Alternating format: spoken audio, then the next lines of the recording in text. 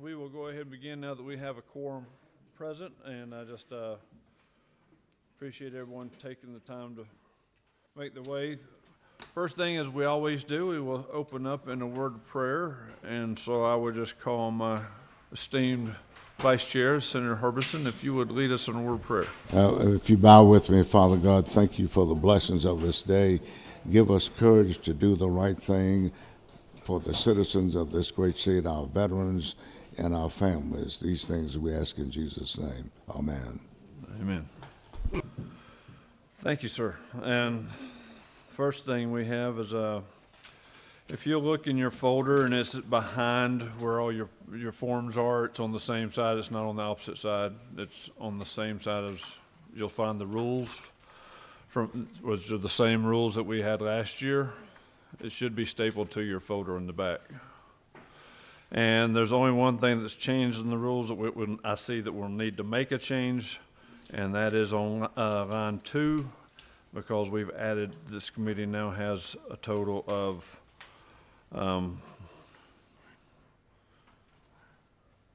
11 members, and not including myself. That 5 is not, now it'll be a 6. It requires 6 members to make a quorum present. Mr. Chairman, move on section 2, strike 5 and insert 6 in its place. All right, thank you, sir. Any other changes? All right, seeing none.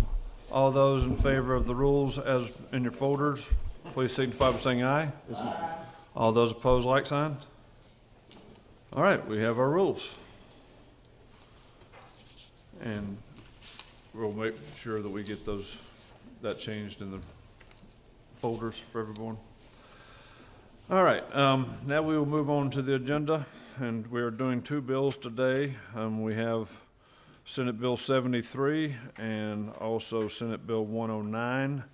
I am presenting Senate Bill 73, so I will ask my esteemed counterpart, Vice Chairman Senator Harbison, to please take over as chair of the committee.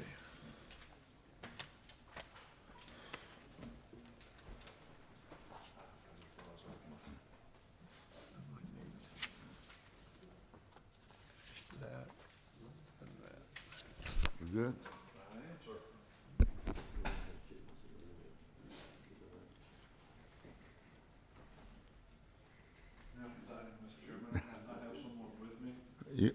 That'll be fine, please.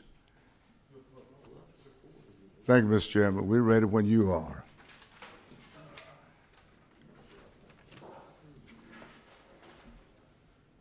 Thank you, Mr. Chairman. And as I said, I have here with me today is Benjamin L. Tipton, retired major. Yes, sir. And he's with Veterans Guardian VA Claim Consulting, and so he's here to go through this bill with us. Thank you for the opportunity to come, and I just share that this Senate Bill 73, I know that there's been some last 11th hour emails that we've all kind of gotten on the committee, but you know, this bill's been dropped for many weeks now, and yet you didn't get emails until right before this committee meeting. So I just, as a good senator from Ed Harbison would tell you, those 12th hour emails are usually the ones you probably shouldn't read a lot into, because this is a good bill. And this was a result of a study committee over the summer. Is this part of it? A little bit. And we traveled. Yes, sir. That was one of the reasons kind of listed. But also, this Senate Bill 73, it's Safeguarding American Veteran Empowerment Act. It protects Georgia's veterans from bad actors.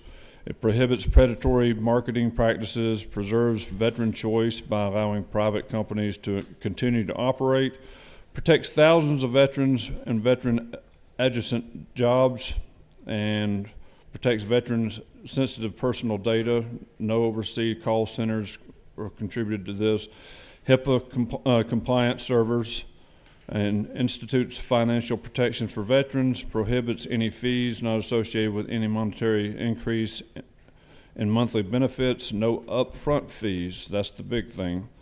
Mandates disclosures of free options to the veteran, and ensures medical protections by prohibiting utilization of on-staff physicians for evaluations, prohibits false, misleading, and aggressive solicitation of veterans, and also fines for violations would be directed to the Georgia Department of Veteran Services.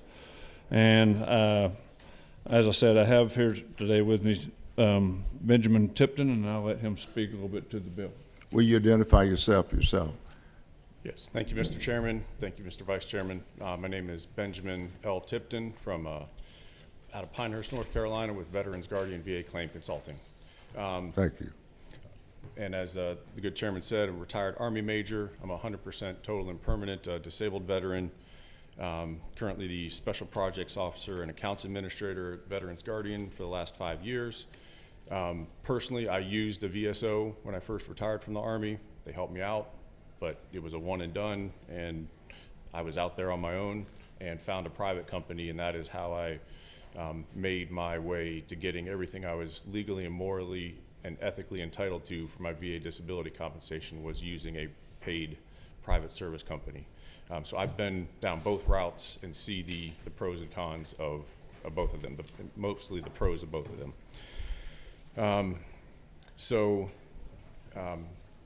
Just a little bit about us.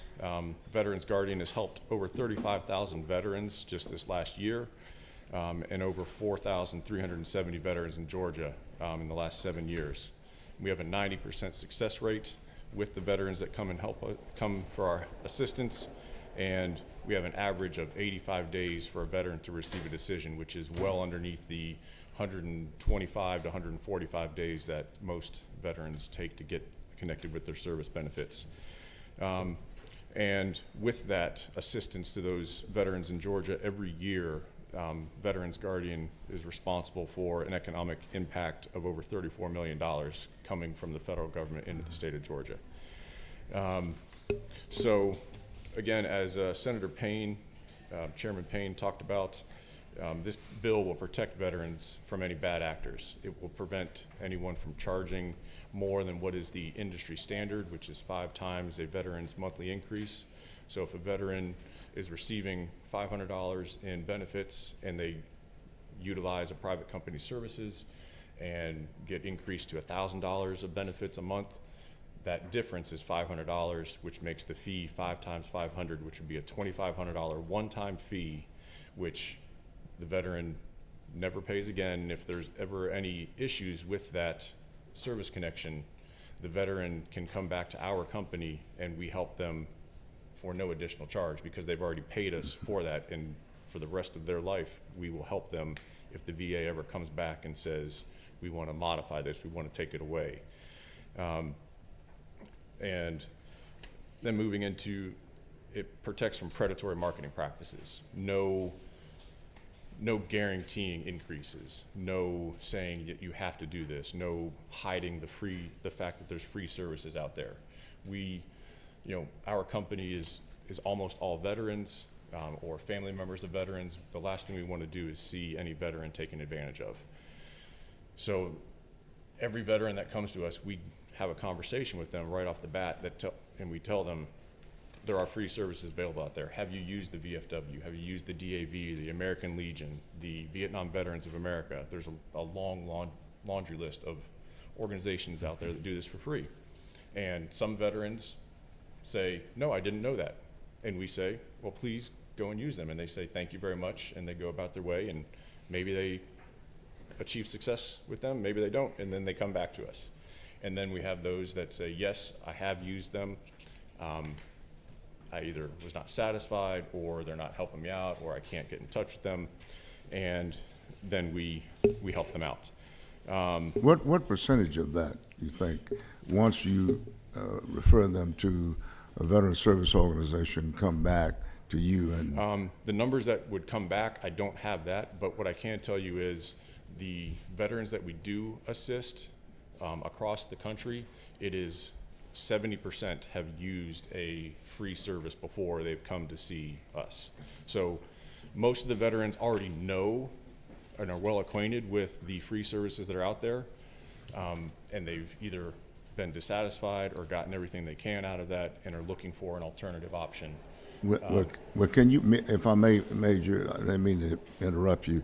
What do, you think, that guarantees success as opposed to what the Veteran Service Organization, I don't mean to get your proprietary information, I'm just saying, happy to what's the discuss, difference? Why is that? First, I want to say, we never use the word guarantee, and I don't want to say, we don't guarantee Okay. any results.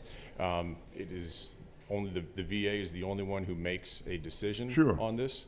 What we can say is that we do have a 90% success rate. And the reason why we do that is this is the only thing that we do. We only work on VA disability claims. We don't worry about getting tax-free status. We don't worry about license plates for disabled veterans. We don't worry about housing or college loans, all the stuff that a veteran service officer with one of these organizations has to deal with. They have myriad tasks, myriad items that they have to be knowledgeable on. We concentrate solely on VA disability service connection. And what we did is we brought the Army to the problem, or in your case, the Marine Corps to the problem with the S shops, the S1 personnel, the S2 intel, S3 operations.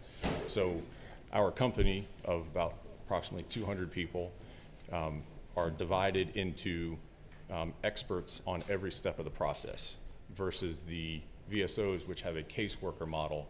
So if I was a VSO, I would be the one person who was welcoming you in, helping you fill out your paperwork after talking to you, looking at your medical records, figuring out what's in there, what's not in there, having to have all this expertise in one person. So we have an assembly line process, sort of, compare, with the military, with expertise in every single step of the way. All right. Other members of comment, input? Go ahead. I'm sorry.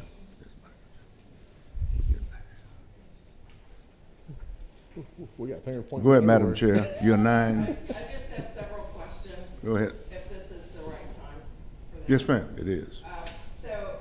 Just full disclosure, I signed this bill, and then after I signed the bill, I got a lot of feedback from the Department of Veteran Services, and I'm sure they're here to testify. Yes, we actually work, that's why you have a substitute, because we actually sat down with them to address some of the concerns and couldn't fully address all of their concerns, but did work with them to try to address some of the concerns. Thank you. I only saw one change that was related to their concerns, which was the fine for a violation. But if you don't mind, I have a couple more questions. Yes, ma'am. Go ahead. Your company is based, you're a nationwide company, right? So Yes, ma'am. you're not registered in Georgia? There's no registration. Okay.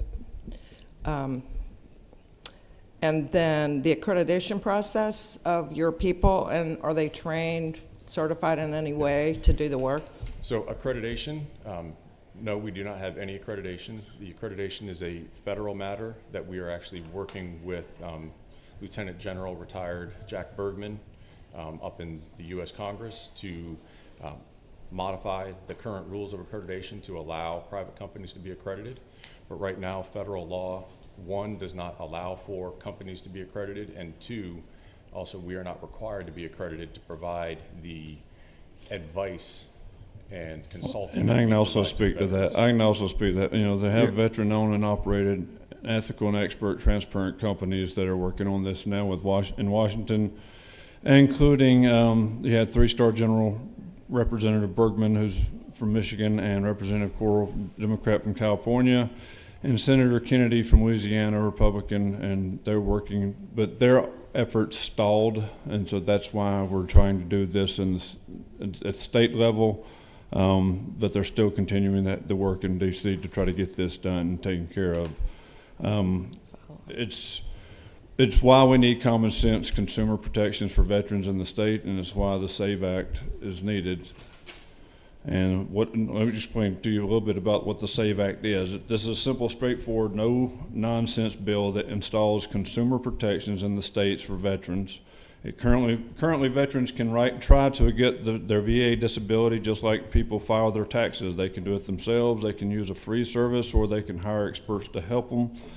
The VA system is hard and oftentimes adversarial and broken. Even the best state systems are overworked. Despite the free options, the Veteran Service Organizations, VSOs, and state-run taxpayer-funded veteran service support, thousands of veterans still choose to seek private paid expert help for the disability rating. That is their choice, and this should be preserved and protected. In most private companies, it is not all veteran owned and operated. However, like all industries, there are good and bad actors, and the answer isn't that we just shut down the entire sector. That would be denying veterans freedom of choice to pursue their claim how they wish. The answer is to put the place on common sense guidelines these businesses must follow. That is exactly what the SAVE Act does. This bill implements the following protections for veterans in the state: prohibits initial upfront fees. It mandates all fees are contingent on successful outcome.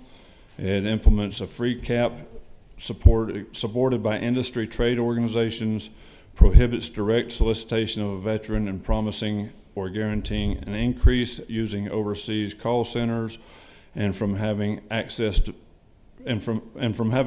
veterans' personal and private financial information. It mandates you must disclose to a veteran that there are free options available and to get their consent in writing, and mandates HIPAA compliant servers, and also HIPAA prohibits taking on a veteran in their first 365 days of discharge. All civil and criminal penalties to anyone who violates these rules. So I mean, literally, it's just trying to level the playing field for everyone involved and making sure that we're keeping the bad apples out and keeping the good apples in, regardless if they're private or paid. Sorry, I Chairman. just have a couple more things. Yes, ma'am. Just Then I trying go. to educate myself. I wanted to know, you said the 5X, the increase is standard.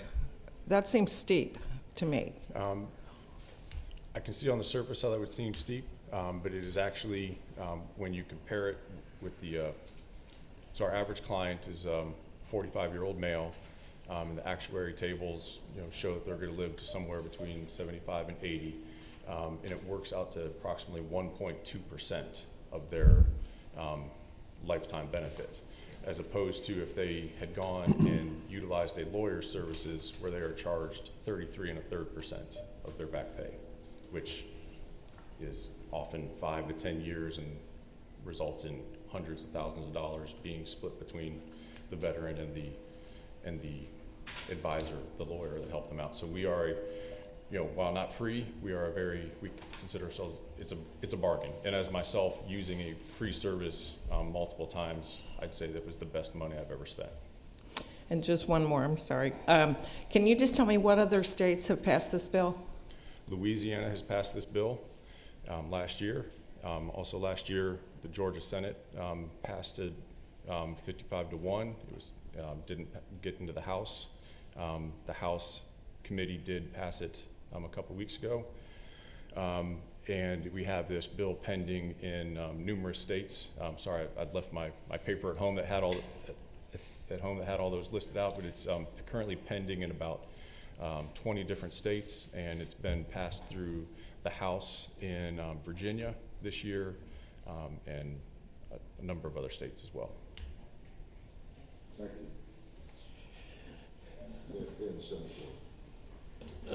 Mr. Chairman, I appreciate you bringing this bill. Sorry that's loud. I got a lot of those 11th hour emails, but a lot of those 11th hour emails came from veterans in my district that concerns about this. So my question is, to kind of go back to your point earlier, as a veteran, if I'm receiving $500 a month for a particular service, I come to you, you help me get additional services, and you said it's 5 times that amount, so $500 would be $2,500. Yes, sir. When is that a upfront fee the veteran has to pay, or how is that? No, sir. The way it works, it's all contingent. A veteran is never charged by this legislation. So currently our practice, which is general industry practice, which would then become enshrined in Georgia law, would make it a contingency fee. There's no charging of any fees for an increase until and unless a veteran gets a financial increase.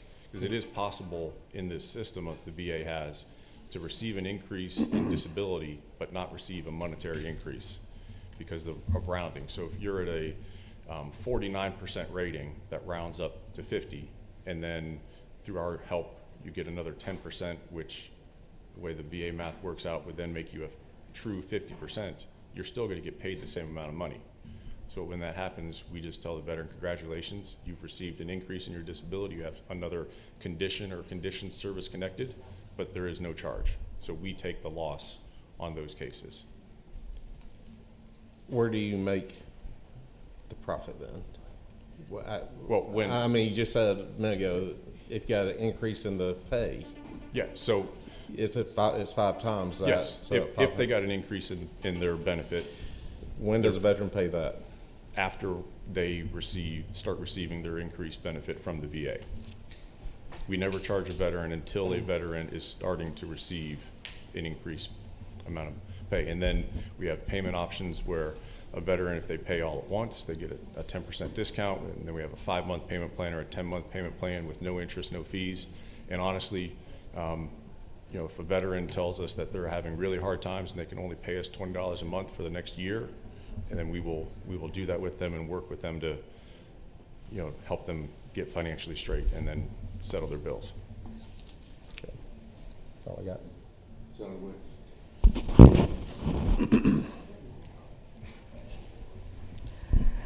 Well, good. It's still morning. So good morning. Good morning, ma'am. It is, that's loud. Okay, thank you. Oh my gosh, yes. It's a Marine control. I know it's a Marine. I'm not gonna hold it against the Marine, so. Yes, so I wanna say thank you for your service, and like yourself, I am an Army major, and I just retired 2 years ago, so I do have several questions. One, I did use, so when I retired combat related, and I went through the WTU, so I used the VSO service, I used the VFW service, so none of those, I didn't require any charges. So one question I have for you, so if I was to use your service, what percentage do I have to, I'm sorry if I didn't, if you already asked that question, but what percentage would you benefit off of my claim if I was to get approved through your services? Okay, it's not really a percentage. It's so again, let's just say for argument's sake, you're receiving $1,000 in VA disability benefit right now, and through our assistance, you started receiving $1,500 a month. Again, that'd be a difference of $500 times 5, so a bill of $2,500. That's how much you would receive. That's how much we would receive, and then you could pay that either all at once with a 10% discount, or pay over 5 months, or pay over 10 months. So me being an Army major, but what if the individual was a private, or what if they was a specialist? Well, That would be, I Sorry, go ahead. understand that, because I mean, of course, the percentage is 70% or whatever the case may be. So my next question would be, I was reading in reference to 1 year period, but what if they're outside of that 1 year period? I was kind of fuzzy on that one. Can you explain that to me? So I think I heard 2 questions there. The first is, you know, major retired versus specialist, you know, retired or ETS, you know. So there is no difference in the disability pay based upon rank. I answered my own question. Okay. I just moved on from that one. I answered my question.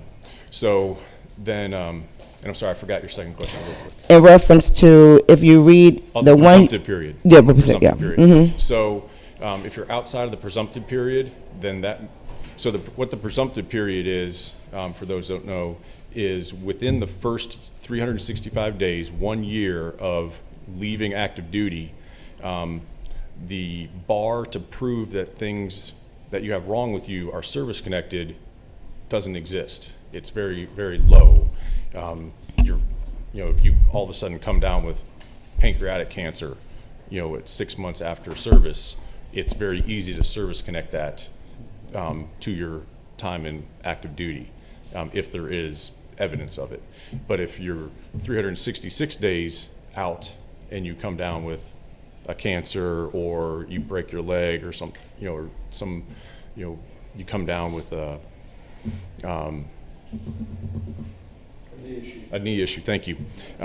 Then you have to It's no longer assumed that it's from service. You have to prove a service connection. So, and the reason why the prohibition on helping veterans in their presumptive period, unless they sign a waiver saying that I understand specifically that I'm going to be helped during this period, is because it is so much easier to get those things service connected that we feel that veterans should be using a veteran service organization to get those things connected during that first year, because it is more often than not easy to get those connected. After that year, it becomes harder and you have to have proof of stuff while you're on active duty, and then you have to have proof after active duty that you're currently seeing medical professionals to diagnose that this is still an issue. And I'm gonna go back and, sorry, Mr. Chairman, I'm gonna go back and complete my last statement. So somebody as a major or somebody that is enlisted, it is a difference because their monetary value is different. So me retiring as a major, I will get more money than somebody that retires less.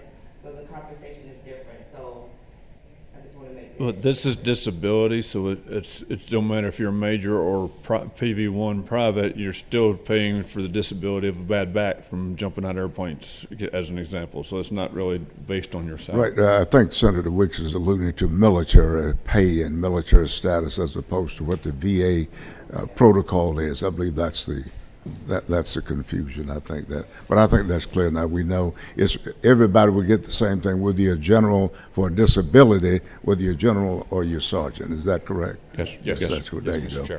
Chair. Follow up. All right, Mr. Chairman, we're going to have some people who want to come up. You want to let them have Yeah, their they'll just come up here. your places, starting with, if I have this right, Mr. Charles Dobbins. Charles, if you come up, sir.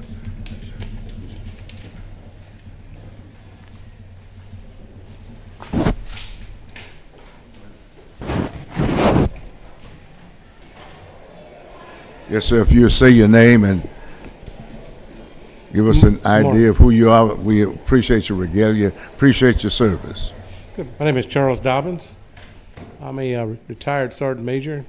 I am currently serving as the state adjutant for the Veterans of Foreign Wars here in Georgia. In addition, I'm on the National Legislative Committee for our national organization as it relates to advocacy. The Veterans of Foreign Wars stands against this bill for a couple of reasons. For one, these companies are accredited and they are breaking federal law under Title 38. What gives these companies leeway right now is the penalties under the Title 38 were taken away some years ago. On the federal level, the GUARD Act, which the VFW supports, is trying to get those penalties reinstated in Title 38 to keep these companies from touching veterans the first time that they apply for benefits. Now, I keep hearing this $500 times 5 is $1,500. But if one of these companies gets a veteran from 0 to 100%, that's $4,000 a month times 5, and that's $20,000. So let's give the whole spectrum what we're talking about here. It's an earned benefit. We're not as veterans in a commercial commodity. That's why the law was put in place to start with. We have a service with accredited individuals that does the service for free. Now, let's not get hung up on this company can do it faster than what a accredited service officer is concerned, they're still going into the same pipeline, which is the VA. So the VA is what holds up a lot of the claims. So you're saying you're given choice. That is true. But the problem is we have companies out there, and even though you say we're going to put some regulations in there, and as we say, guardrails, so to speak, here in the state, there's still going to be a lot of bad actors out there that's going to get by the system. That's why we can't allow it to get started in the first place. You know, Georgia is unique, as we have the Georgia Department of Veteran Services, which takes care of all of the accreditation here in the state of Georgia. Whereas in other states, the various VSOs do have service officers to service the clients. So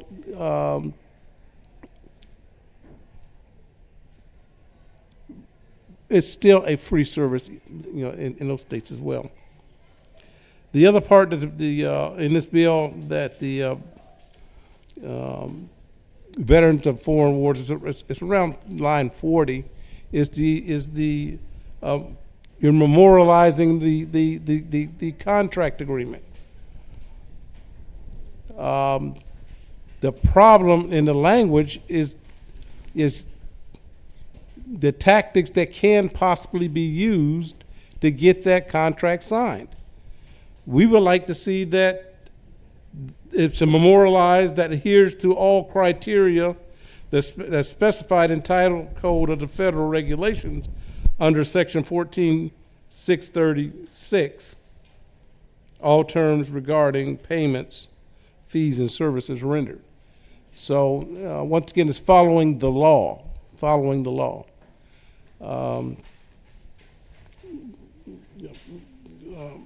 we stand opposed. We stand opposed to the bill as it is constructed.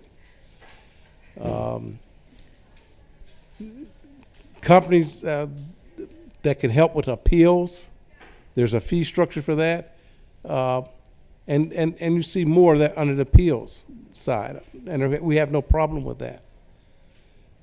But touching a veteran for the first time with their benefits needs to be protected.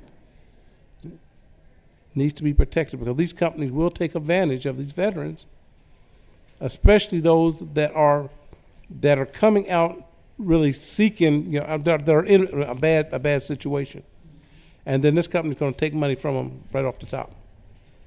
So I stand for questions. Yeah, and I want to sort of give you an idea of probably why this bill got to where it is now, and some input that we received going around the state to get veterans input, led by the Chairman Payne here, myself, and others.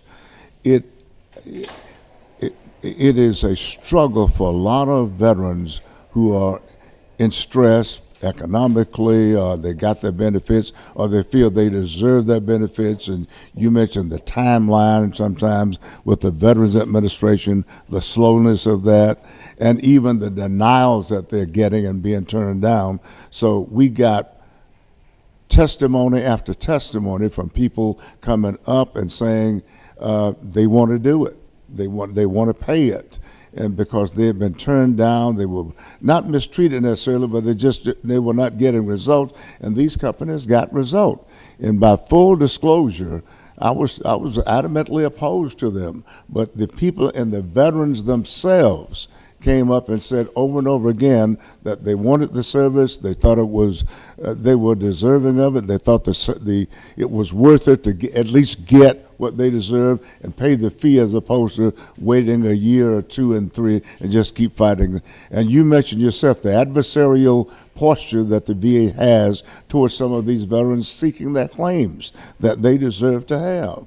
And they have to get, they're in despair, and they just get it done, and it works for some of them. So that's sort of like move the needle for me a little bit in that regard. So and even our veteran service director testified, and I believe there was some certification issued by the VA itself, and I believe you mentioned that as well.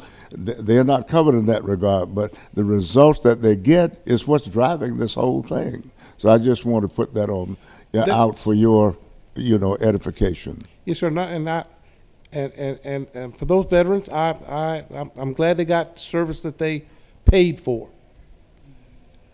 But there have been veterans that have been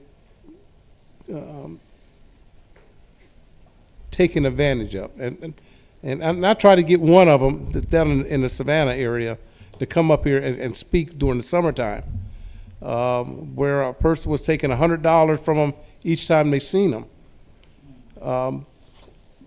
But some of these folks are embarrassed that they've been taken advantage of, and trying to get them to come out and speak in a forum like this is extremely difficult. Well, for some of those. Well, how do you square though that the fact that the VA denied, and they come in and get approved? What is that about? It's still going through the same VA system.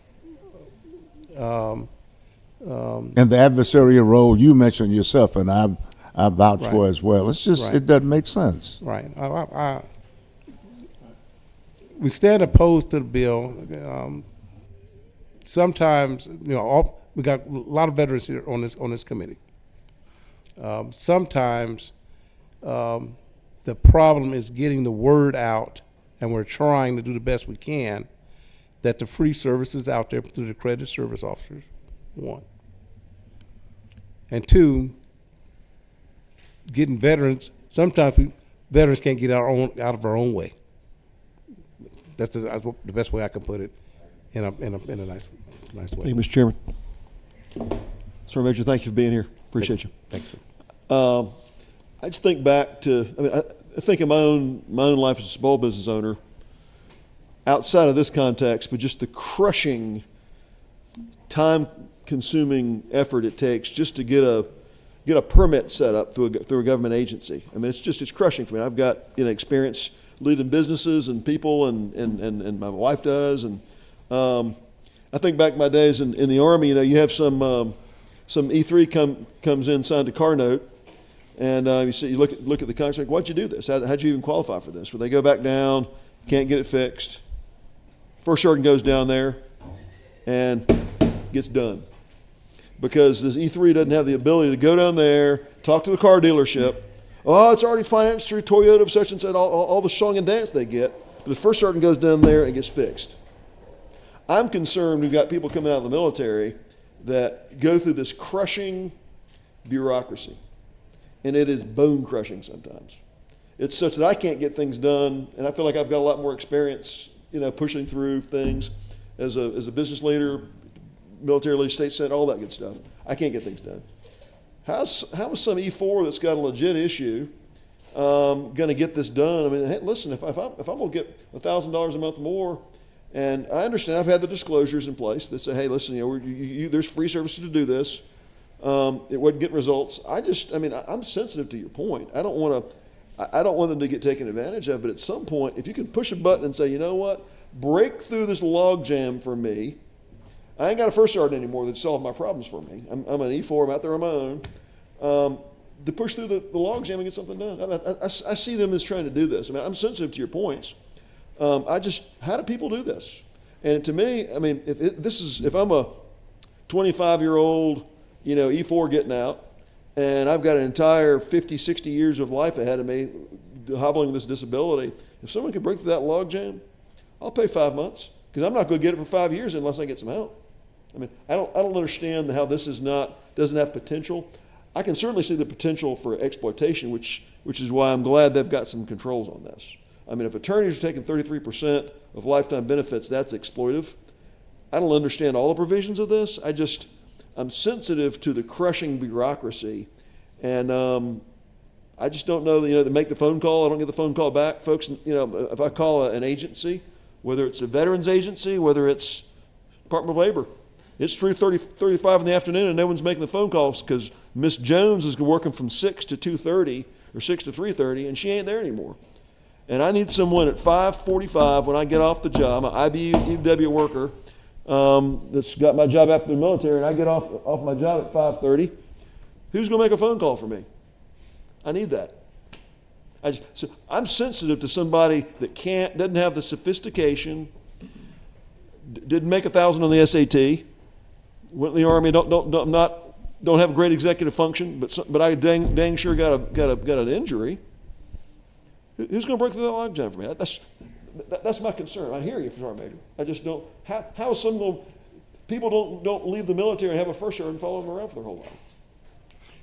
Sir, I applaud these companies for trying to help veterans. But why can't they get accredited? Why can't they go through the process to learn the rules for touching veterans benefits like everybody else? What's so difficult of getting accredited? I was over in the House meeting a couple of weeks ago on the same bill, on their bill.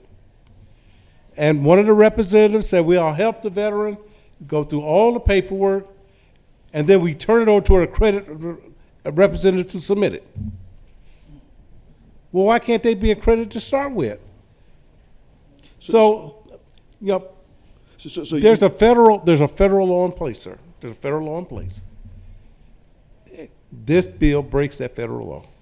So you're saying these folks should be able to operate as they're contemplating, but they need to go through the federal accreditation process? Just get VA accreditation. What's the problem with getting VA accredited? Get their people VA. There's more people to help with claims. All we asking is for to be accredited, so that they're following the federal law. That's it. Thank you, Mr. Chairman. How can we, thank you for being here today. How can we, because it sounds more like a federal issue, because the state does not process, we do, but not to that degree. How do we get the federal government to move quicker? How do we do that? We're working on this, the opposing bill that our distinguished major with Veterans Guardian is working on the other side. We're trying to get the penalties reinstated so that takes care of the bad actors, and that will flow down through down to the states. That is what we're working on. I will be in DC next week talking to our representatives on this issue specifically to try to get some movement at the federal level. And I agree, the accreditation is a fair statement that everyone should be accredited. But we just have to get the federal government to move quicker, because it's an issue when, it's the same old sad song, but when veterans have to fight for their benefits after they fought for their country, it's absolutely insane. But we have to get the federal government to move quicker. And whatever we can do to help, I think this committee is willing to do that. Thank you, Mr. Chairman.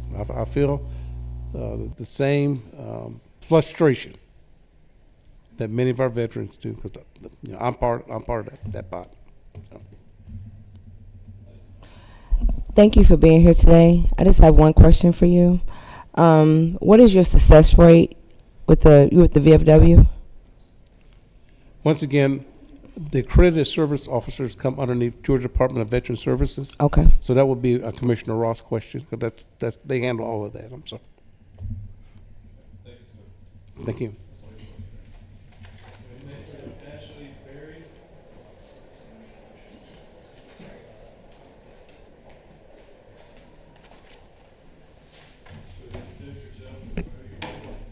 Yes, thank you, Chair and members of the committee. My name is Ashley Berry.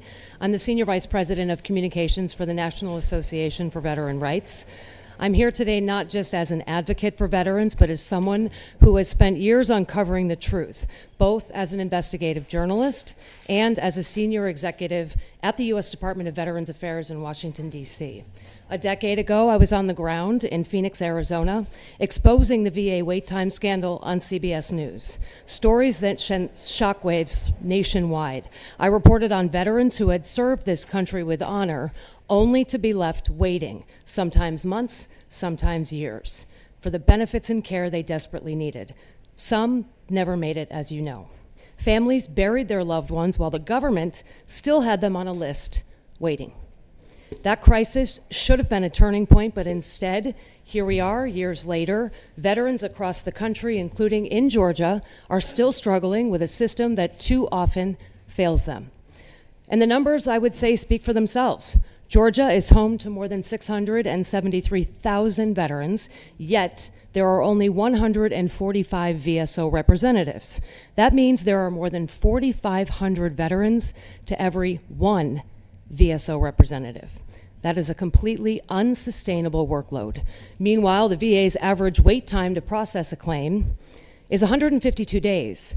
But in contrast, private sector professionals, like those in NAVR, the National Association for Veterans' Rights, like Veterans Guardian, help veterans receive decisions in just 85 days, nearly 2 months faster. And that difference is more than just a statistic, it's a lifeline for veterans who cannot afford to wait.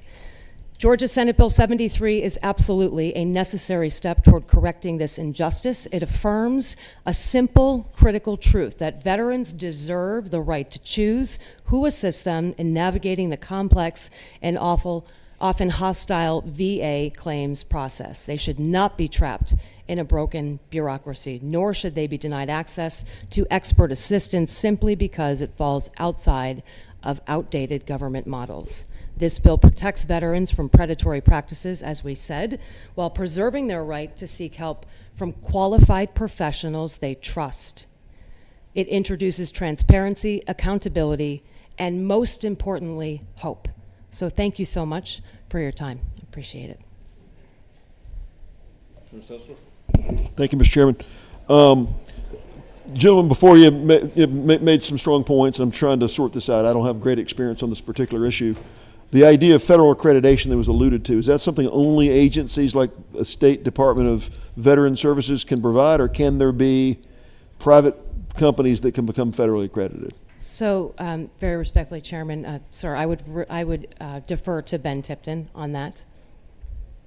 Okay. I said, can a private business become federally accredited, Mr. Chairman? If I may. And what would the obstacle be? Substantively, just describe it in plain English. What's the problem with becoming federally accredited? The less than 5 minute plain English version is federal law, the way it is written, does not allow for private companies to become accredited. Accreditation, to be accredited at all. A company cannot be accredited at all in the first place. Only individuals can become accredited. And then also, if an individual is accredited, then that individual is not allowed to charge for providing any assistance with initial claims. So essentially, the business model you have, where you've got a collective of people, not an individual agent, but a team model, is by definition of how it's structured unaccreditable, is what you're saying. Correct, and that is what we've been working with the United States Congress for over the last 4 years to change and correct this procedure. And we've been in negotiations with the trial lawyers and the VFW and other VSOs, but they have walked away from the table, which has stalled negotiations. Okay. Thank you, sir. Thank you. Thank you very much. And next we have Mark Demers.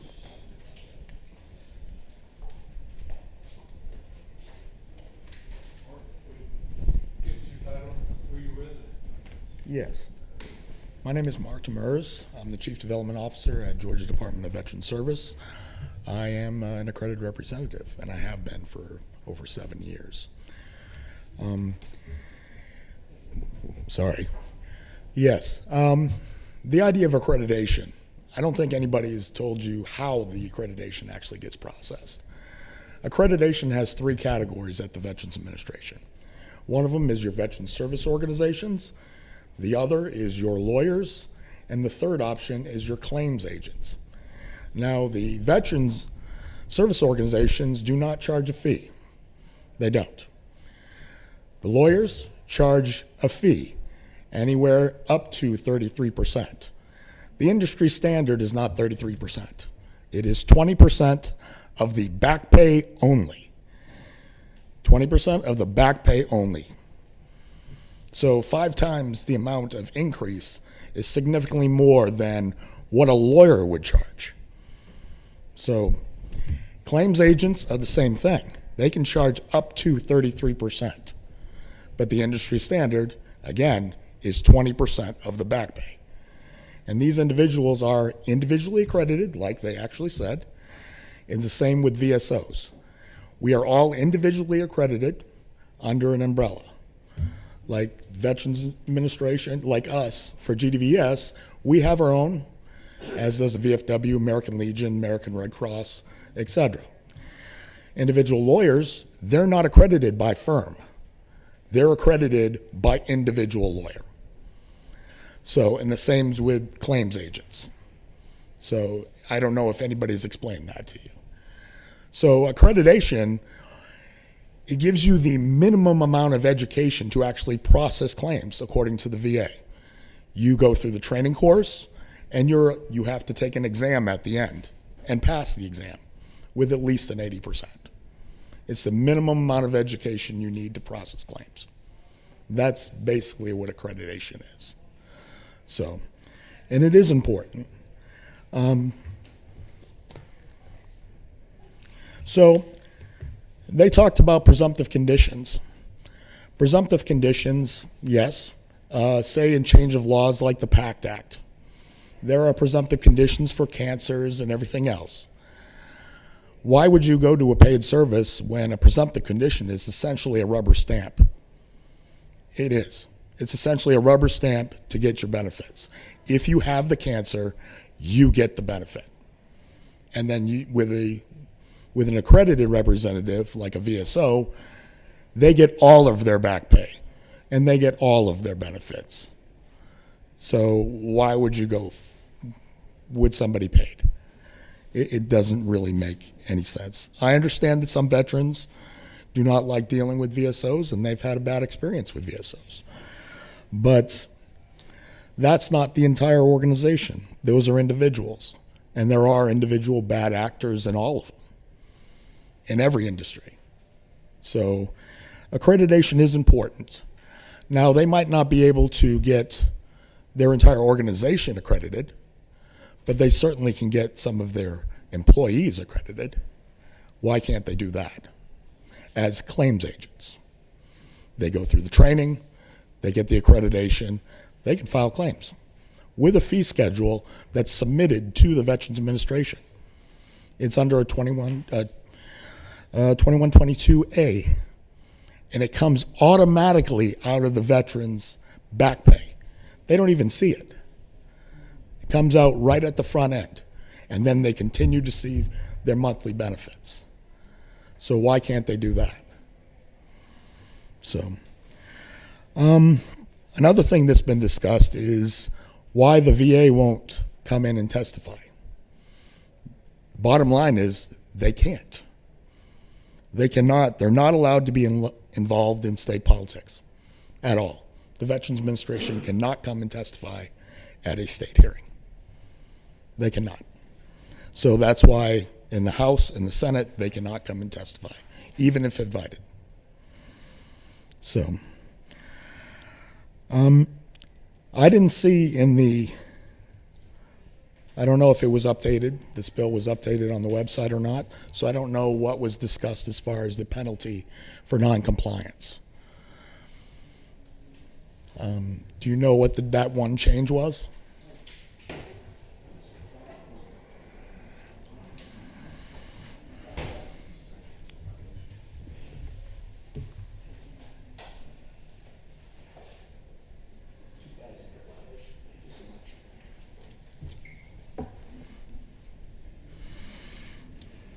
Okay. So essentially, non-accredited organizations, they skirt the law. They skirt the law, is what they do. They say they don't file on behalf of the veteran files themselves. So that's how they get around the accreditation piece. So.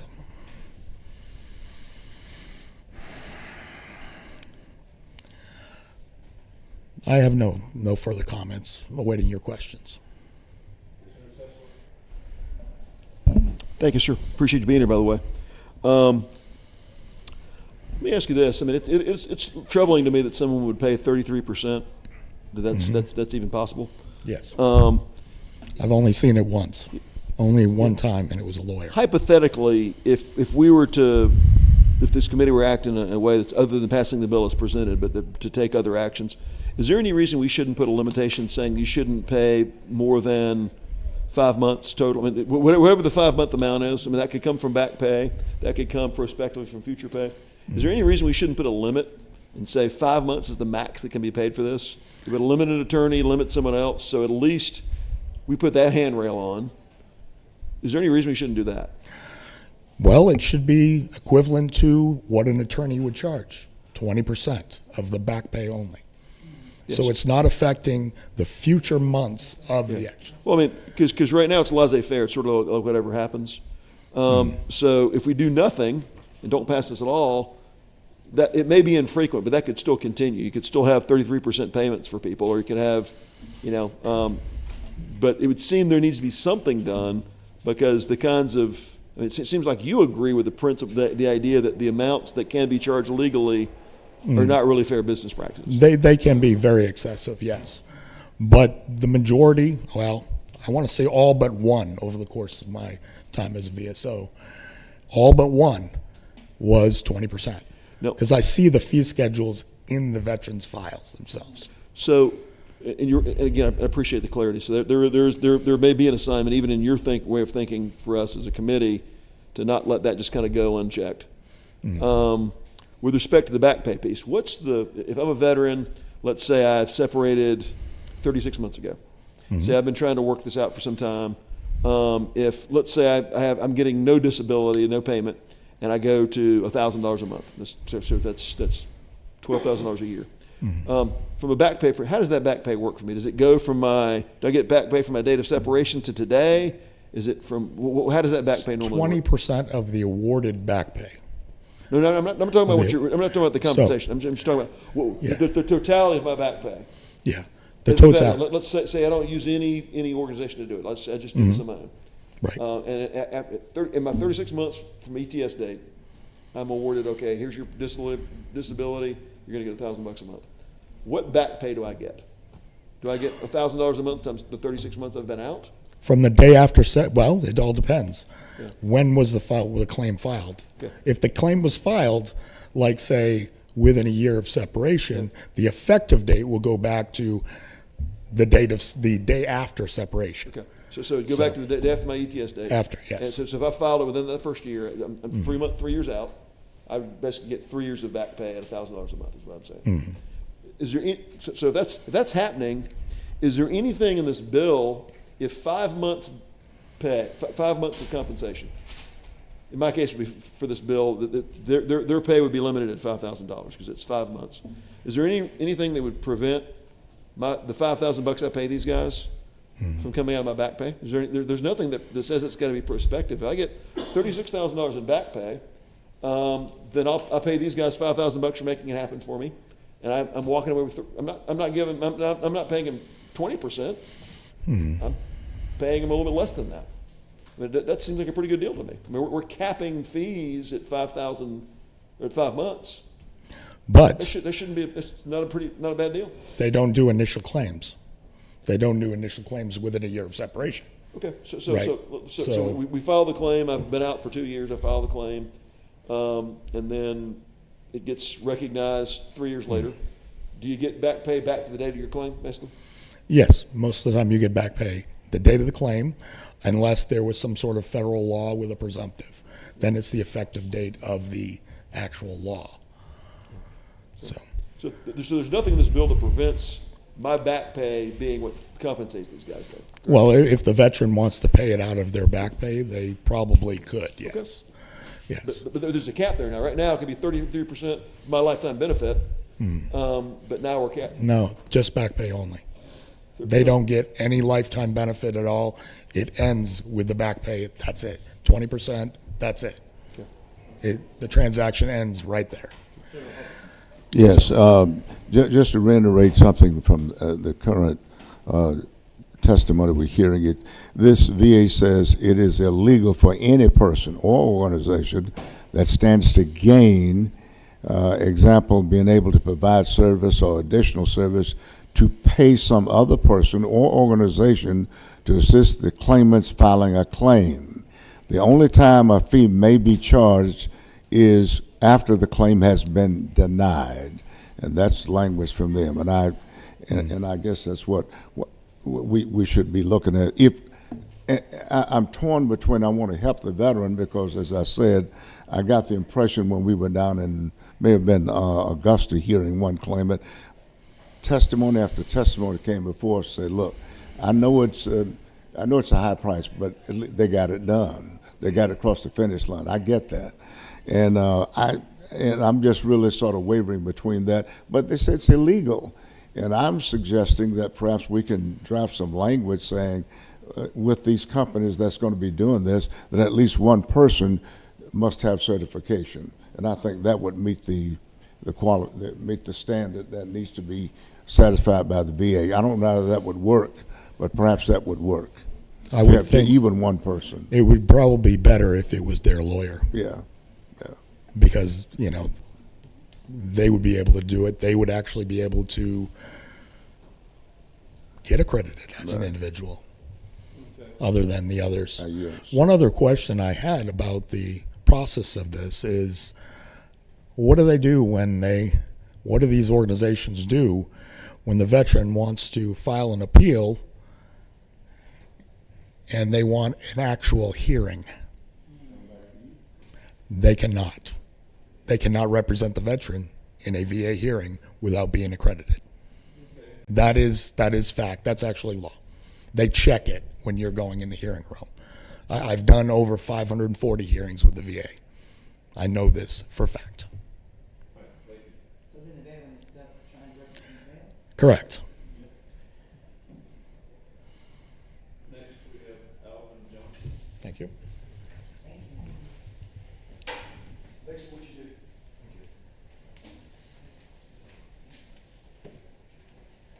Good afternoon, everyone. I'm Alvin Johnson. Okay. I'm a little nervous. My PTSD and anxiety is a little high right now. I was this year. I'm a United States Marine Corps 100% disabled veteran. Thank you. I'm the chaplain of American Legion District 4 and Tucker. I also founder and CEO of United Veterans Community Housing Services, LLC of Georgia. Everything, I'm going to speak for the VFW, the veteran that didn't want to come. I'm 100% because I tried to kill myself twice in 2021. I tried to commit suicide from military sexual trauma. And I didn't know I was entitled to any benefits, first of all. And then when I found out I was, I ended up in the VA hospital for 3 months, trying to get my life back together. I thought VA benefits and PTSD and all that stuff were for Vietnam veterans. So the ignorance of not knowing, it's a lot of us veterans. And then when I first found out I was eligible, person who works for the VA said, you give me $1,000, I can get you in 100%. And that's what I did. That didn't work. Then while I was in the military hospital in Bay Pines, Florida, the VSO put in the paperwork, and it was the wrong paperwork. So I got out the hospital, still no benefits. So then it's called Veterans Helping Veterans in Riverdale, Georgia, free. I was part of them. I do training classes on how to survive suicide. And they did my paperwork. And all the denial letters, you can't even understand it, half of it. It's not service connected, but your medical record says it is service connected. But this one clause, you don't have a nexus report. Anybody know what a nexus report is? That's from your doctor, outside doctor saying this is service connected. Then you got to wait 3 to 12 months to get your medical records. I'm perplexed. I don't want to pay a lawyer 20, 10, 15 for something I deserve, but they know the language, they know how to write it, they know the process. On the same token, though, lawyer or any other agency should have, like you said, one person in their agency certified. That'll help us, and to ask those questions, and to teach us. Right now, a lot of veterans are confused, hurt. Like me, right now, I have 8 heart stents. I had 5 heart bypass surgery. I had high blood pressure in the Marine Corps. I had heart problems. Guess what? Now I'm 100% PTSD, but now they kept telling me I'm filling out the wrong paperwork for my heart stuff. 3 years now. Now I have to go back. I'm back with Veterans Helping Veterans. All I'm going to say to you, everyone, is it's hurting out here for us. It's hurting out here for me. I'm struggling today. Just one of those PTSD days. But I had to come, Senator Wicks. I had to come. I'm telling you, we're hurting. Please, you got to have some guidelines if there's no guidelines. Something, put something in place until we can get the right thing in place. That's all I have. Simplify. Hoorah.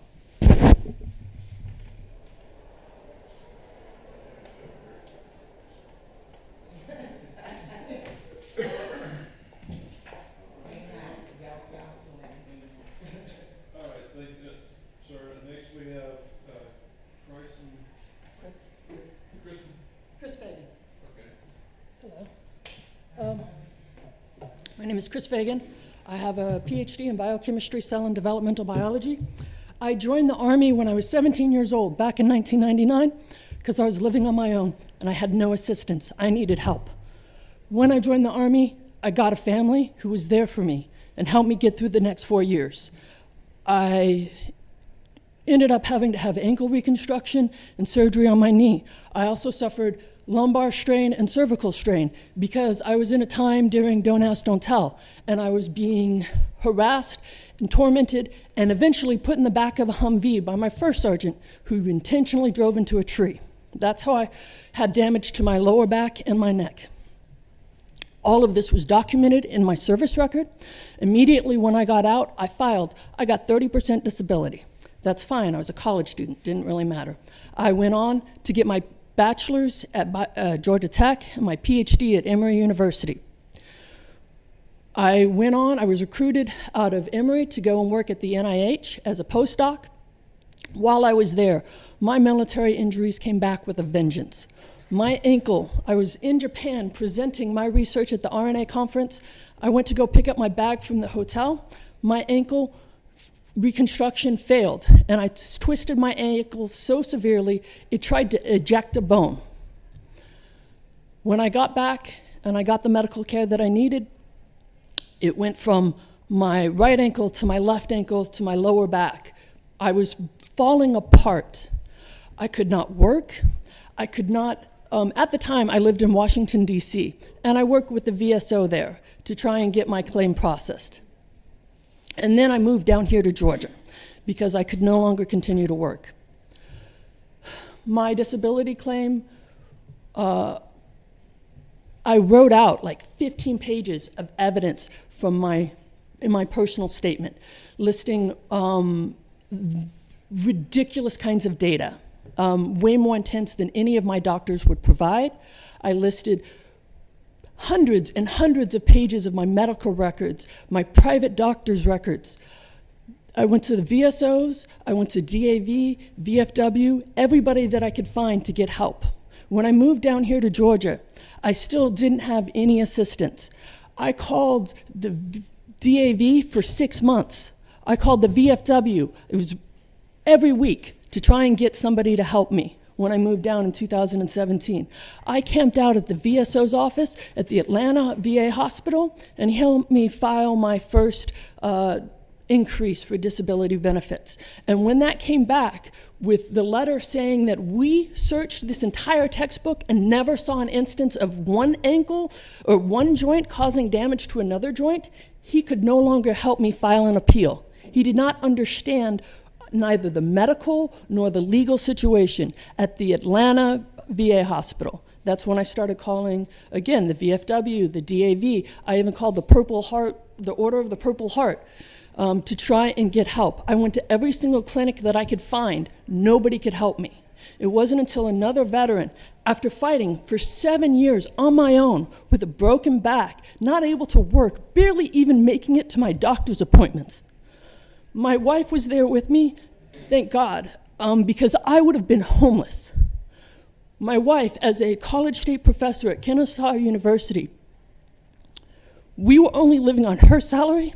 We almost lost our house because we could not afford the bills. Between the hospital bills, the medical bills, and her salary, like, there wasn't enough to go around. So I had to turn to vet guardians. And in 18 months, they took me from 50%, well, let me rephrase that, 6 months from 50% to 90%, another year from 90% to 100%, so that we did not lose our house. And that's after trying every other option out there.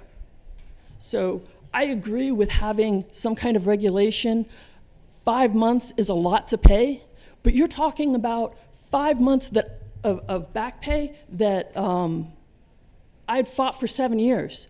And when I went to Vet Guardian, I had to refile a new claim. They would not take old claims. So all that 7 years of back pay got thrown out because I couldn't get anybody to help me. So yeah, it's 5 months, but I still have a house. We still have a place to live. I still have medical care. And all of those things I would have lost if I didn't have a place to live and I couldn't afford my bills. I agree, the system needs to be changed. It needs to work better. The VSOs are not doing their job. They are not enough. I don't know why. I could not get a hold of them, whether it was staffing, whether they did not have resources. The people at the hospital, yeah, they're trained, they're supposed to be able to do this, but they could not help me file an appeal on my claim, so it was of no use. So, yeah, these organizations suck, but they fill a desperately needed hole. That's all I have to say. You got any questions?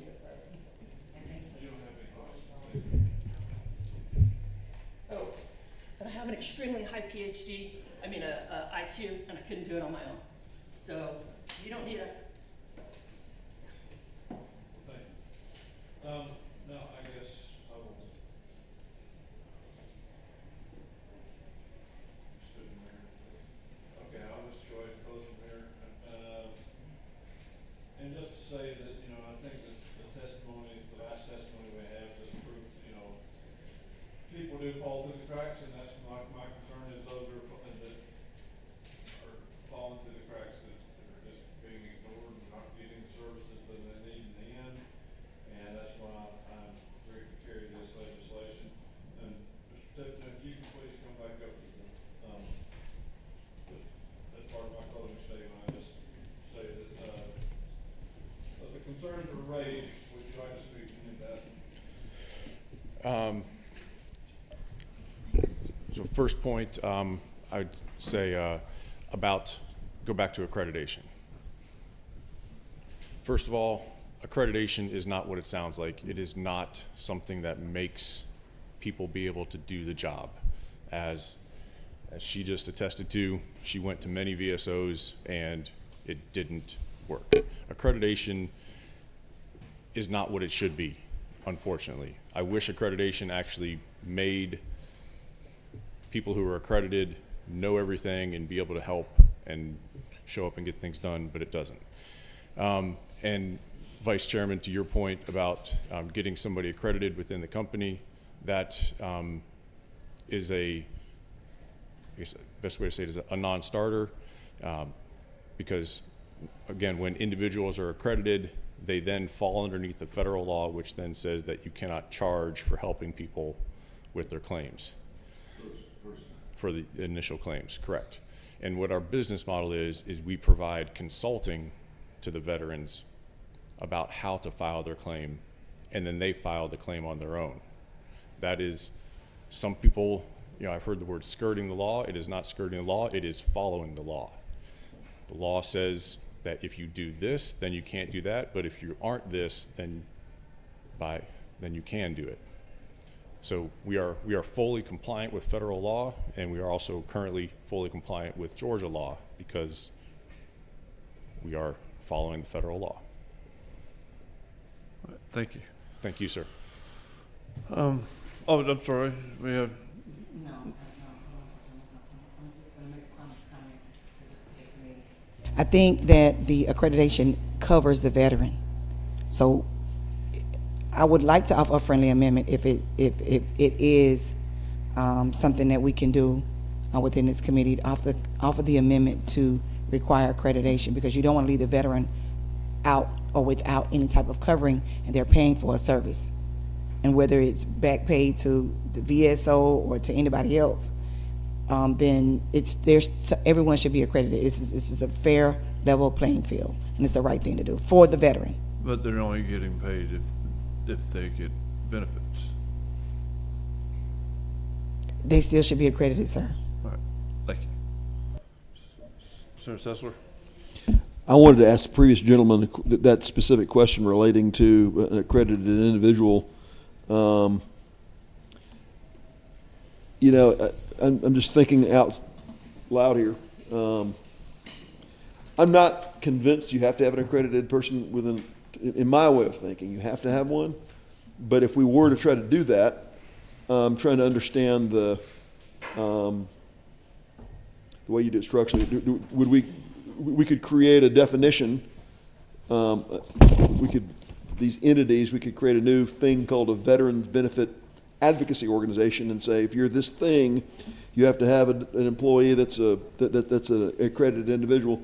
Or am I misunderstanding this? Is there an inherent cannot have an accredited person on my staff if you do what you do, if you do the consultancy thing you do? Yes, what you just said, the second part of your statement, correct. We cannot do what we currently do as our business model and provide consulting to veterans if we have an accredited person on our staff. You say you cannot? I'm trying to understand what you're doing. I do believe you're operating legally.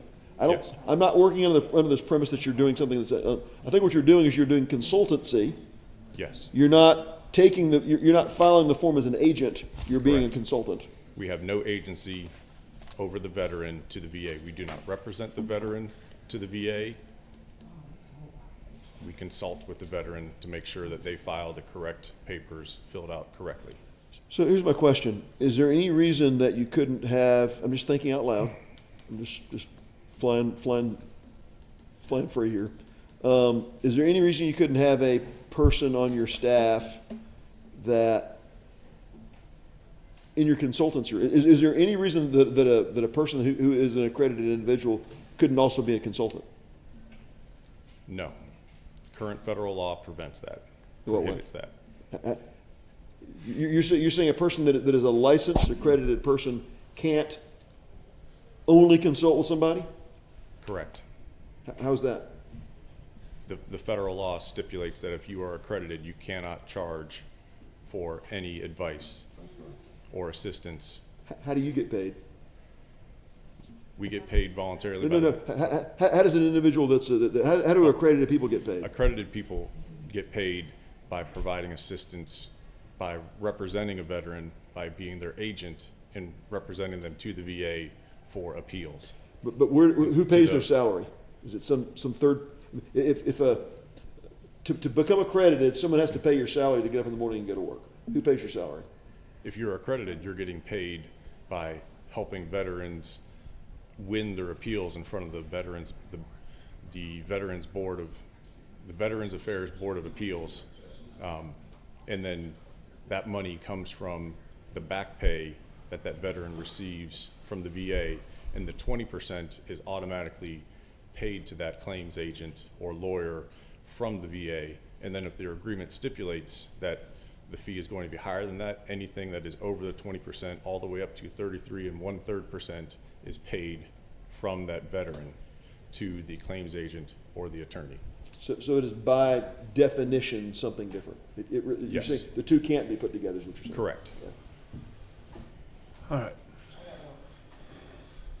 Yes. And then lastly, so that the last 4 years you've been trying to get accredited, so the people, the individuals that you was working with, those are the ones that backed away and have not, that's how you have not been getting accredited, correct? Correct. If I understand you correctly. Yes, for the last 4 years, we've been working with Congress, with Senator Jack Bergman and, Representative Jack Bergman and Representative Lou Correa, in a bipartisan manner to get at the federal level, the PLUS Act passed, which would put in these same safeguards here in Georgia, but also reform accreditation so that way we could become an accredited participant in this. Which have not been successful, correct, at this time? Up to this point have not been successful. Correct, thank you. All right. I want to. They've served in the military? Yes, Lieutenant General Jack So- Bergman is the highest So ranking have representative you in gone Congress. to the rest of the members of the Veterans Committee? We have spoken with just about everyone in the United States Congress on this. Yes, ma'am. Okay. All right. I'm take the liberty of being that this is my bill. I think I'm not going to take action on this bill today. I think that some of the discussion, I think some of the key points I would like, let's sit down and go through it and see what we can do going forward, and then maybe bring it back at a later time. I think that would be best for us to do. So at that, appreciate you being here and Thank you, Mr. Chairman. presenting this bill, but we're going to go ahead and, can you do your bill quickly? Okay. We got Senator Ed Harbison with Senate Bill 109. Thank you, Mr. Chairman. I have with me representative from Commissioner King's office here as well, who will join me. And we'll be very brief and to the point. And I think the reason that we can move rapidly on this, I believe it's so far it's unanimously approved in the House, and in this universe, it seemed to have no issues going on. I'll recommend, right, I'll let the commissioner's representative go ahead and make his comments, then I'll follow through if that's appropriate, Mr. Chair. And we'll be very brief. Yes, sir. I'm supposed to be at another meeting anyway, like you. Yes, sir. Well, I see the room is clearing out here. But thank you all for having me. Bryce Roston with the Georgia Insurance Commissioner's Office.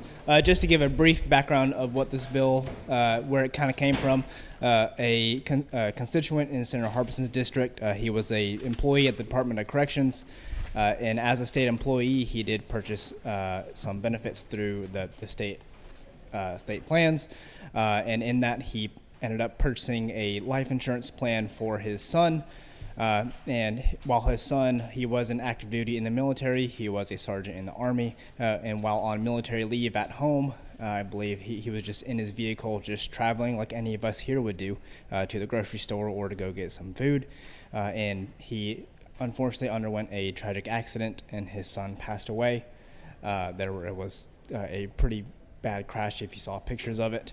And when the father, the employee at the Department of Corrections, went to file for the benefits of that life insurance policy, he uncovered that there was an exclusion on page 26 of an 84-page life policy document that excluded any active duty military from receiving those benefits.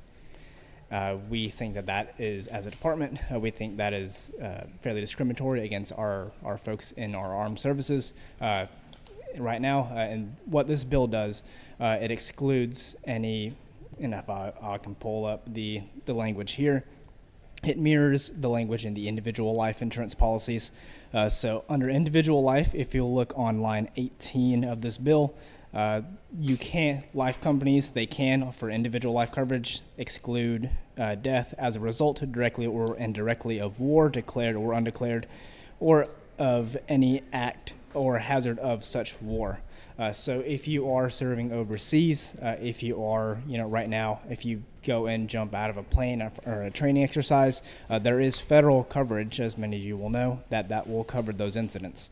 Whereas in a group life policy, that's fine. That's not what this bill is trying to do. What this bill is trying to do is, if you are doing something that any of us here would be doing, if you're on military leave, if you are just jogging, you shouldn't be punished just because you are active duty in the military, if you are at home on military leave. So what this bill would do is it would say that you cannot exclude, so it's a double negative in there. So you can't exclude just because you're a group life policy. You cannot exclude just based on active duty service. It has to be, and it mirrors that exclusionary language in single life policies. And just to add, Mr. Chairman and members of the committee, when we got this information, we researched it. I contacted Commissioner King's office, and to be honest with you, bottom line, the word he used, he was outraged after the fact that he learned that this was a military person. He had been paying his premiums, and if it had not been applicable, it should have been notified to that person that was not in line with what they normally do. So, and he made, as well as myself, we made effort after effort to contact, deal with I won't say the insurance company name right now, but over and over again, and they just stonewall. So after a while, we went to the House, Senate members, and everybody. I think almost everybody in the Senate signed the bill, and I think it's a good measure to say we protect our military families. It's very narrow in its scope, and I think it will solve a problem of saying that it enhanced the public trust against these situations. We have strong bipartisan cooperation. Support for our military families is just evident in this bill, and I think we'll all be better off for it because we have that kind of support. All right, thank you. If you're going to take money from a veteran, then you can pay money to them. Yes, sir. Number 6. Yes. Hey, Mr. Chair, Dean, I want to help you here on this. I think this is supposed to be a friendly amendment. If it were offered as such, I'm just asking your question. And to the gentleman from Insurance, Department of Insurance, on line 40 it says, "No policy shall be delivered to the state that contains a provision which excludes or restricts the insured as a active duty service member of regular reserve component." Why would we want to limit it to active duty? If the bill were passed with this language, if you're a reserve component person and you're not on active duty, they could still exclude you because of your military service. I'm sorry, say that scenario for me again. The language on line 40, it says, for death while the insured is an active duty service member. That active duty adjective narrows down the protection of this. Because that's the problem. That's right. So what I'm saying is if you took out the active duty modifier, it would be they couldn't discriminate you for being a service member. It would broaden the protection. Yeah. So actually, what you've done is in other words, it would be anybody for that. Yeah, by putting active duty as like the fourth word on line 40, you're limited to only people who are excluded for being on active duty. If you take the word active duty out, the people who are on active or reserve component could not be restricted. It actually makes it broader. I would, and I think if I'm looking at it right, you help me with this, but I believe that the only people who are excluded are people in that particular context, the active duty people, because there's another clause that said if it's war or something like that, they're excluded. Well, it's clear they're covered. I'm with you, Dean. What I'm saying, though, is when you put active duty right here, they could still exclude people who, I don't know why they would do it, they could still exclude reservists on page 26 of their contract. It says, let me read this. If it contains a provision which excludes or restricts liability for death occurring while the insured is an active duty service member. So what would be your? I don't get. Okay. Right now, civilians. If a civilian was in this category, it wouldn't affect them. They would get the money. Yes, sir. So, and this is regular reserve component. So it could be, but that's correct. So, but by putting active duty in front of service member, if someone is a reserve component service member, they're serving in the reserves, they're only in the reserves, they're not on active duty, they're just doing their reserve weekend warrior service, there could still be an insurance policy that could exclude them. Hold on a second. Let me ask if we just took out the word on duty,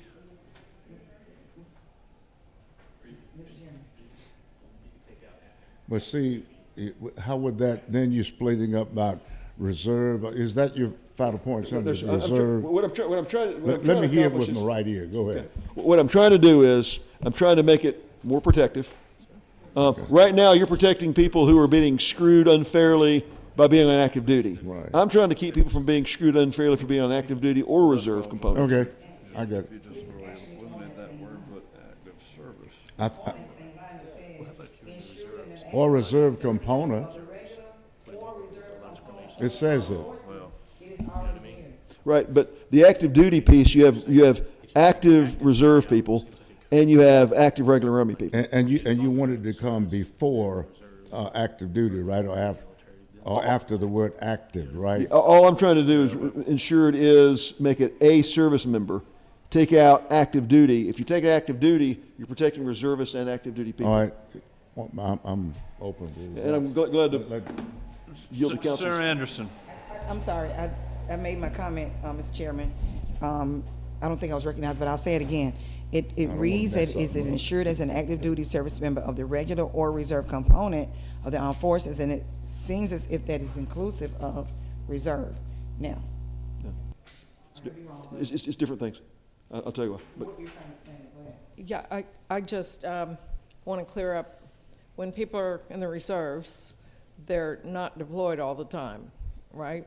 That's right. They're deployed at 2 weeks out of the year or whatever, and then 1 week in a month. So, but they're not deployed, meaning they're not on active duty. it works because they are in uniform, and they raise their hand, and they went to basic training, and they serve their country, so it works.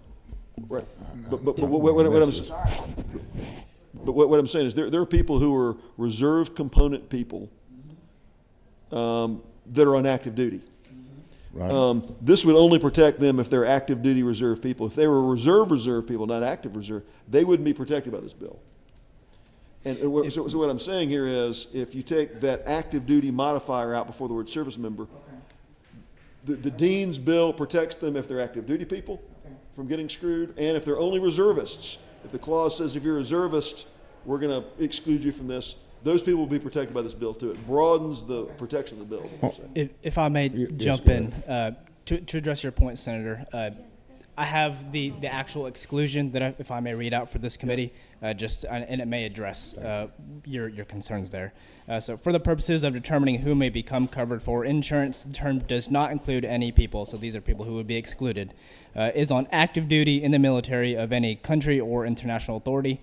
However, active duty for this purpose does not include weekend or summer training for the reserve forces of the United States, including the National Guard. Correct. So that contract right there was not trying to stick it to weekend warriors, but it could have.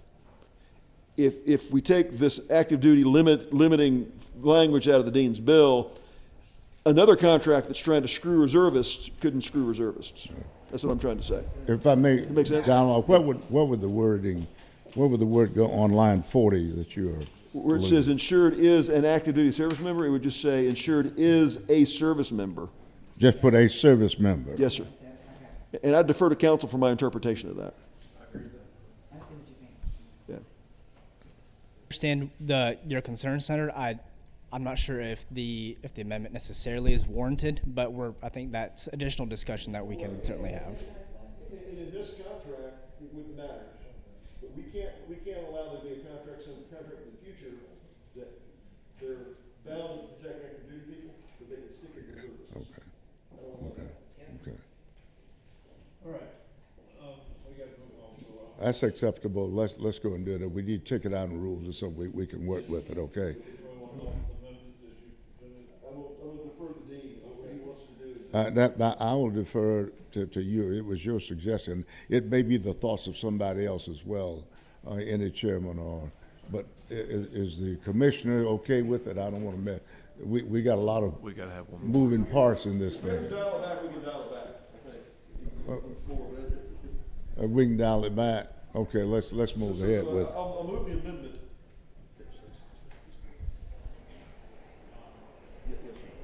I'll move the amendment if it's acceptable as a friendly amendment to the Dean.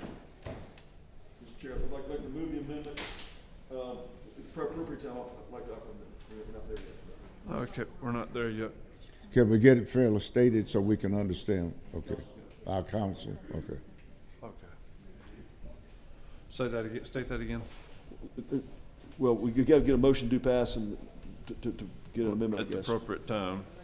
Yes. Second. Well, No, we don't have a quorum. we were waiting on to see if we could get We don't one have a more quorum. here before we make that motion. We have to wait. Okay. So, do what? Yes, Senator Harbison can't vote on his own bill. He can't vote on his own bill, and as chair, I'm not, I can only vote on the event of time. yeah, he can't, yeah, he doesn't count as quorum, the chairman. Why doesn't he count as quorum? Can we go ahead and do something? I think all of us got to be somewhere, so. But I want clarification. He can? Then what? Yeah, he can, sure. Yeah, Lieutenant yes, Governor's office, yes. He can preside. that we don't have it, that we're waiting for Senator Dixon to come as ex officio to vote. He's still chairing the meeting and isn't gonna vote, but we still have a quorum. You still have a quorum. Yeah. We gotta have Sure you can. 6. Well, then what's the heck? 1, 2, 3, 4, Not counting 5, me. 6, 7 with you. We can count for a quorum, but we have it without you, right? Yeah. Yeah, we have a Count as a quorum. quorum, Mr. Chairman. Well, we have Now we got another we one. have the good. 1, 2, 3, 4, 5, 6, we have a quorum. We have a quorum. Okay. Yes, we do. All right, we're good. So now you want to make your motion? Well, move to pass. Got a motion to pass? Just get it. The underlying bill, and and then we'll take up the amendment. I got a second?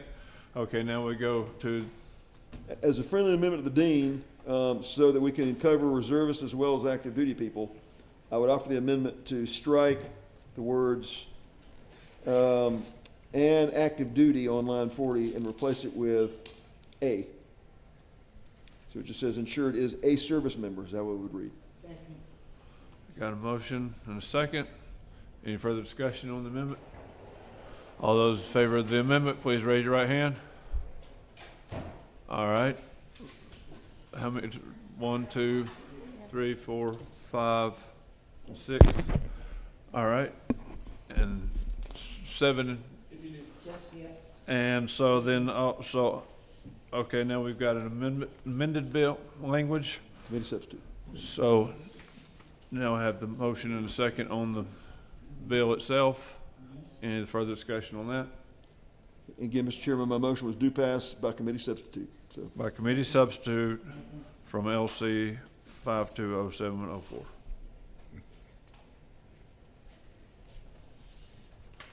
Correct? All right. All those in favor of the bill, raise your right hand. All those opposed, the bill passes unanimously. Thank you. And out having no other business for this committee, we will call this meeting adjourned. Thank you.